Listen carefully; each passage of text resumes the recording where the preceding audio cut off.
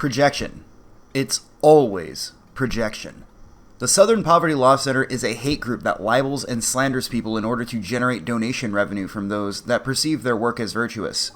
The SPLC is not an organization that focuses on poverty or law, but rather an organization that seeks to label dissidents as extremists. This has actually led to innocent blood being spilled, as a terrorist known as Floyd Lee Corkins II, who attacked Family Research Council on August 15, 2012, has cited the SPLC directly for the acquisition of his target. Now, how did you, this building, this organization, how did you find it early? Did you look it up online, or how did you know about it? Southern Poverty Law lists anti-gay groups, and I found them online. Okay. A little bit of research, went to their website and stuff like that. Okay. The SPLC has also been forced to apologize several times for mislabeling people as extremists and hate groups, likely with a possibility of avoiding litigation. After all, this group would never apologize for doing something wrong, but rather getting caught doing something wrong. Take, for example, Ben Carson, a black conservative that was placed on their extremist file, as they call it.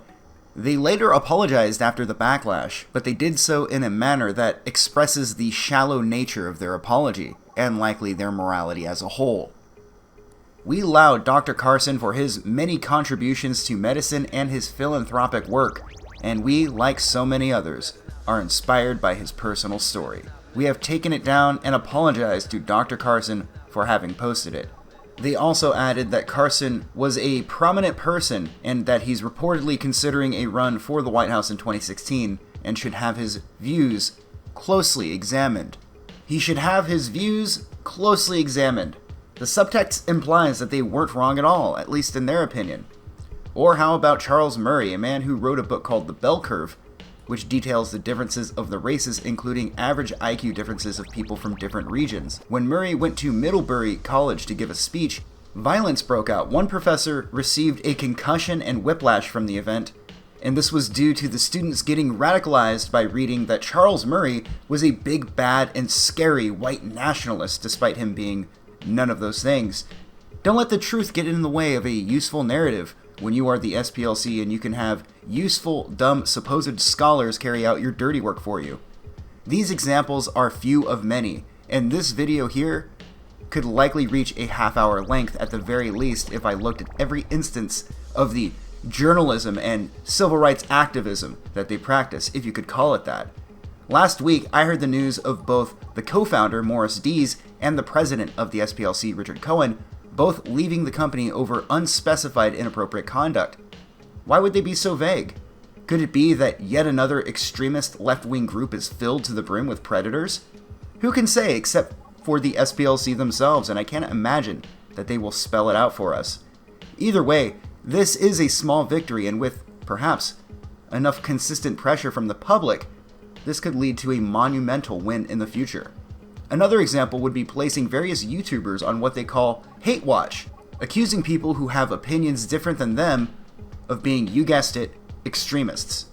They might not directly accuse these internet personalities of this, but they will instead rely on flimsy logic. Like the classic, they are providing a platform for blah blah blah.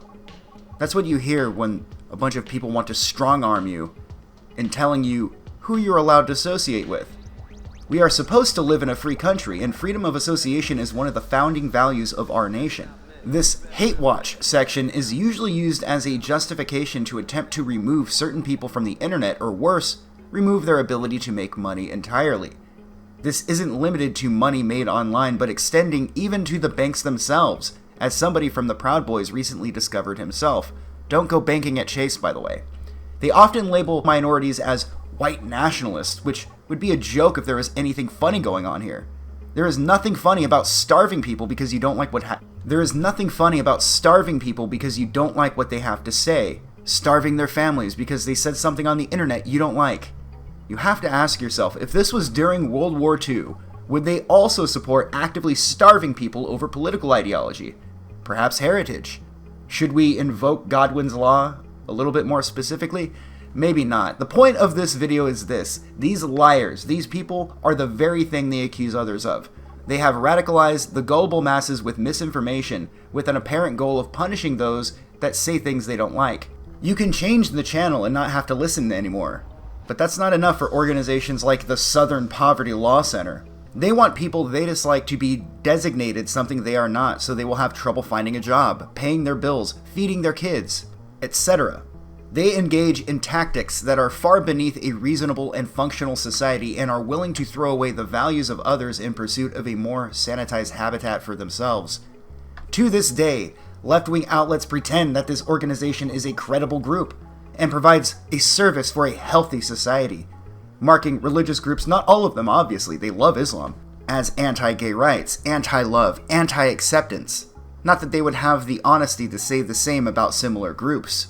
To them, this is about meeting the goals of their political agenda. As nice as it is to see them turn in on themselves, I have a feeling that they will be replaced with people far worse that are willing to go down the rabbit hole even further. Only time will tell.